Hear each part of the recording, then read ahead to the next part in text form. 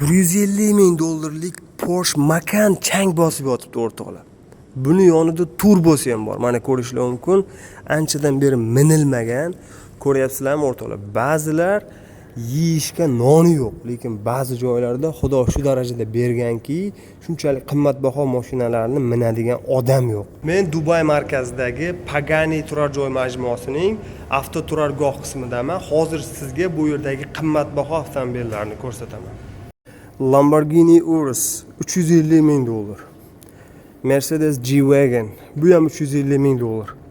Mana buni tagida bitta maxluq yotibdi. Bu ham kamida $400 ming. Rolls-Royce Ghost kamida $550 ming.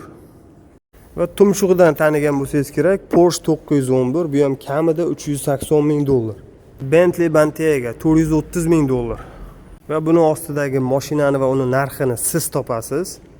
Menimcha oldi holatidan qora Gentrani eslatyapti. Nima deysizlar? $15 ming.